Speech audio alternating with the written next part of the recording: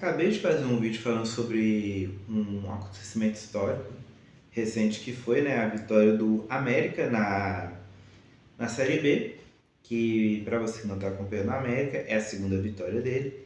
E hoje vamos falar de um acontecimento histórico, que é o fim de um tabu de 21, 22, 23, 24, 25, de 5 anos praticamente, 6 anos praticamente.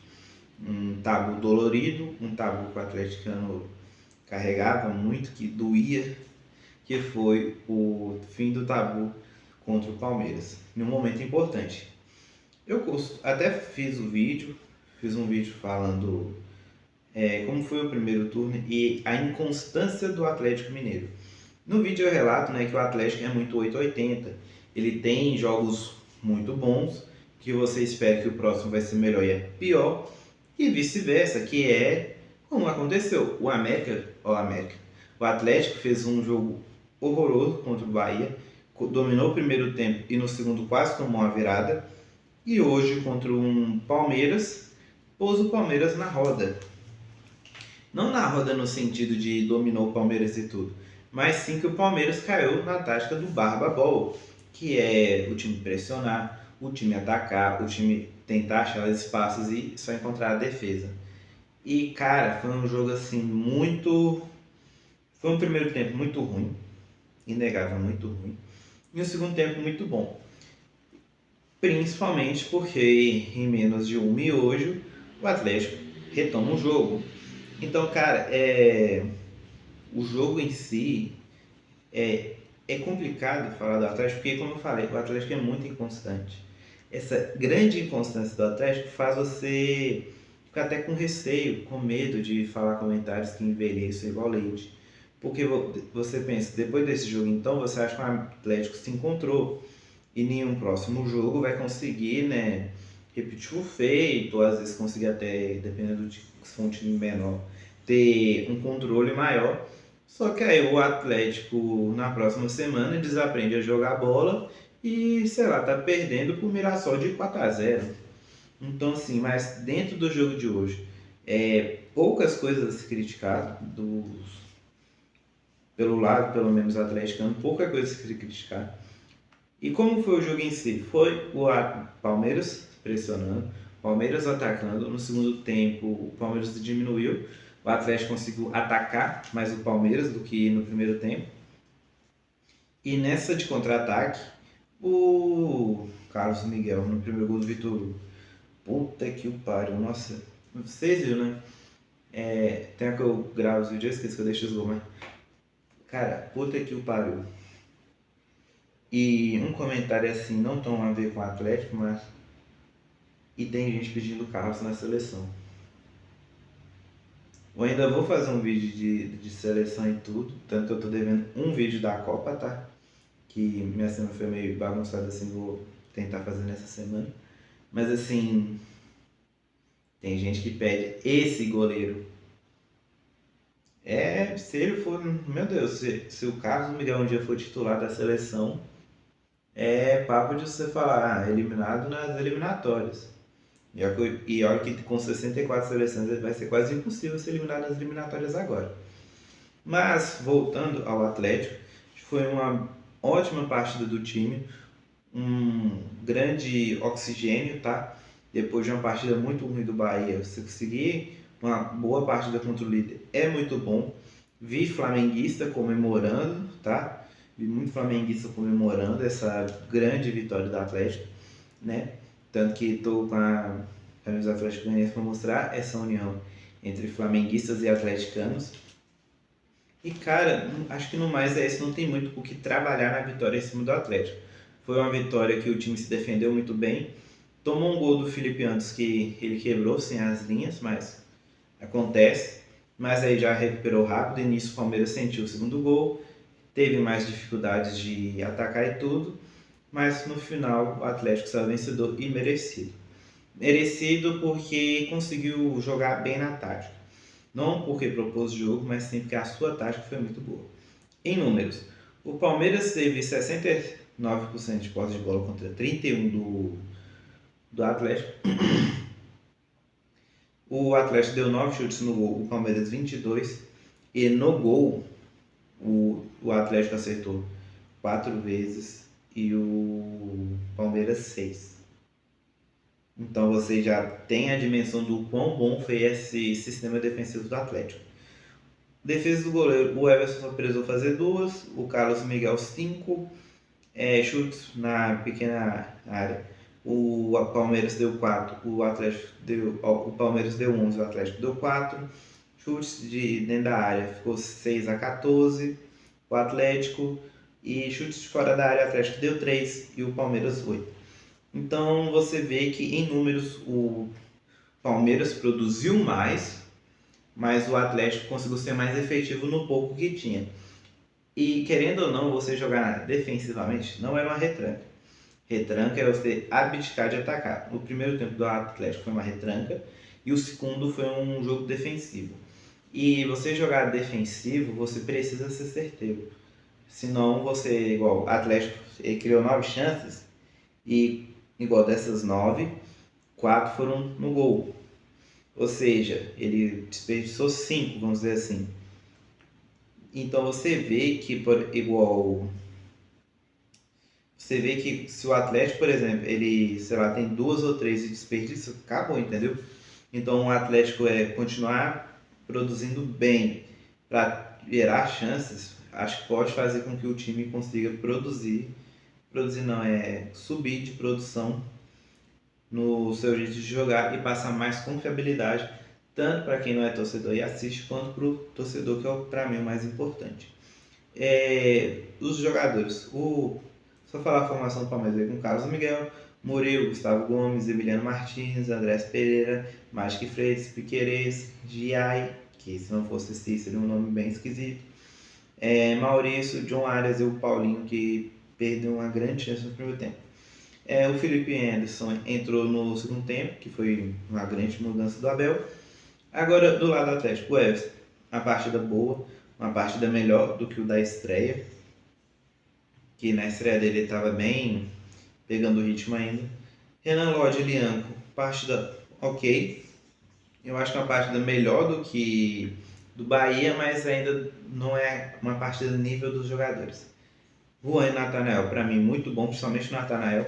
O Natanael ele tem uma nota baixa, mas é porque o Natanael fez uma função tática muito boa. Praticamente o Natanael fez uma função de quase ala. Ele que foi o coração do time hoje. O Maicon ainda abaixo, sentindo essa volta da Copa. Tomás Pérez sem muita opinião. Não fez grandes coisas assim, que eu nem consigo me lembrar direito, é o que eu vi jogar há pouco tempo. O Bernardo, Vitor Hugo, muito bom, tá? Enquanto estiveram em campo, para mim, ajudaram muito. O Preciado, ele fez a função dele muito ruim, que querendo ele é ponteiro, tem que atacar bem, ele atacou mal, mas curiosamente, ele fazendo a proteção do Natal quando ele subia, ele fez muito bem. Ou seja, hoje o Preciado foi muito Gabriel Jesus. Cassiera, acho que olhar um centroavantezinho seria bom, né, Atlético? Porque depender só de um cara que só sabe cabecear é complicado, ainda mais contra 3 zagueiros altos. E as substituições? Cissé, para mim, entrou muito melhor que o Maicon e mudou um pouco a dinâmica do Atlético. O Alex Santos, sem opinião, entrou só nos acréscimos, então acho que ele teve uma chance e tal, mas não dá pra você falar que o cara jogou bem ou mal se tem, sei lá, 10 minutos em campo. Vitor Hugo entrou muito bem, no caso o Vitor Hugo zagueiro, para recompor. O Igor Gomes, você conversou com o Eduardo Vargas e tá fazendo a sacanagem de jogar bem, porque os contratos estão acabando, e quando seu contrato for renovado, você vai simplesmente esquecer como, sei lá, dar um passe e a torcida vai querer te esgoelar. Eu conheço essa história, hein? Sou velho de guerra. Alan Minda, eu acho que ele perdeu muitas chances, ele fez a função do Coelho, que eu até respeito bastante, que é o cara errar muito porque ele produz muito. Então, ele erra muito porque ele tenta muito. Então, foi uma partida para mim ok. E os próximos adversários? O Atlético agora enfrenta o Bragantino, em casa. Depois vem a sequência da Copa do Brasil contra o Juventude. e por fim o Remo fora de casa. Desses aqui, o Bragantino acho que é até uma preparatória para a Sul-Americana. Querendo ou não, o Bragantino é muito melhor, até em elenco, em tudo, do que o Sport Cristal, só não é melhor do que na história. Que o Sport Cristal é maior do que o Bragantino, e em torcida também. Mas em futebol, o Bragantino vai ser um jogo interessante, porque o Atlético perdeu no primeiro turno, de 1-0. O Bragantino, querendo ou não, é um time chato, é aquele time que você não dá muita coisa, mas pode sim te surpreender, te pegar na curva. Então acho que é um jogo muito interessante e principalmente se em casa vai ser interessante ver se o Atlético vai tentar propor o jogo ou se vai repetir a fórmula que deu certo. Os jogos contra o Juventude está indo mal na Série B, então eu acho que o Atlético entra assim com uma grande pressão de ter que ganhar, tá? Acho que se o Atlético, igual como o primeiro é em casa, acho que se o Atlético faz um resultado ruim, querendo ou não, fica com uma pressão. E com todo respeito, mas o Atlético tem que passar do Juventude. Você ser eliminado com um time de Série B é o primeiro princípio da crise. Então o Atlético é obrigatório passar. E contra um Remo que tá brigando para não cair, mesmo fora de casa, acho que tem que fazer de tudo para sair com os 3 pontos. Jogar no Mangueirão é complicado, o Remo querendo ou não, em casa, ele é muito forte, mas querendo ou não, o Atlético, sei lá, o Dudu deve ou pagar o elenco inteiro do Remo, metade pelo menos. Então, assim, você não pode perder para um Remo, ainda mais num contexto que você vai estar vindo de uma classificação, depois já tem um jogo possivelmente contra o Bragantino de novo. Então, assim, um jogo do Remo é o que mais pode trazer uma confiança para o decorrer da temporada. Não é que esse jogo vai ser o jogo da temporada, mas é um jogo que, igual, se você, vamos pôr, empata com o Bragantino, elimina o Juventude, ganha do Remo e faz uma boa vitória contra o Bragantino de novo na Sul-Americana, você já encaminha uma positividade para a torcida, você já dá um novo olhar para o elenco já tem um novo olhar da temporada. Então, assim, acho que depois, acho que igual Copa do Brasil e o jogo do Remo são os jogos chaves de momento do Atlético. O tabu que eu estava me referindo é o Atlético, desde 2021 não ganhava do Palmeiras, que a última vitória foi de 2-0. De lá para cá, o Atlético teve 7 derrotas e 9 empates. Dentre esses 9 empates, o Atlético sofreu 2 eliminações na Libertadores. O Palmeiras, sendo a mais dolorida, a de, salvo engano, foi 22. Foi 21 ou 22? Não lembro agora se foi 21. Ah, não, foi 21 ainda. Que foi aqueles 2 empates com o gol do Dudu. Que praticamente, né, evitou a tríplice coroa do Atlético. Em questão de pontuação, o Atlético agora é o oitavo com 28. O Atlético está a 3 pontos do G5, que é o próprio Bragantino, que é o porteiro da. Porteiro não, mas que é o último da vaga, enquanto a 7 do Z4. Acho que enquanto você, pelo menos ficar 7, eu diria até quando você ainda fica 5 pontos mais ou menos. 6. Se você está de 6 para cima, na pontuação, acho que você não precisa olhar tanto para baixo, ainda mais que a diferença para você pegar uma pré-Libertadores é menor do que de cair. Então acho que de momento a preocupação do Atlético não deveria ser no Z4. Acho que o time tem que tentar sim continuar olhando para cima, né? Igual muitos coaches picaretas falam, foguete não tem ré. Acho que o Atlético deve pegar essa frase e continuar olhando para cima e tentar para fazer de tudo para continuar subindo lá em cima. No mais é isso. Só para finalizar, que eu ia esquecendo a coisa que eu sempre faço. Bragantino e Remo, eu diria que 4 pontos é o mínimo e 6 é o essencial, além da classificação contra o Juventude.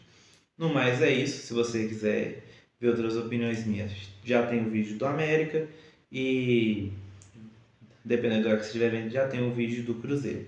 No mais é isso. Nos vemos no pós-jogo do Bragantino. Falou!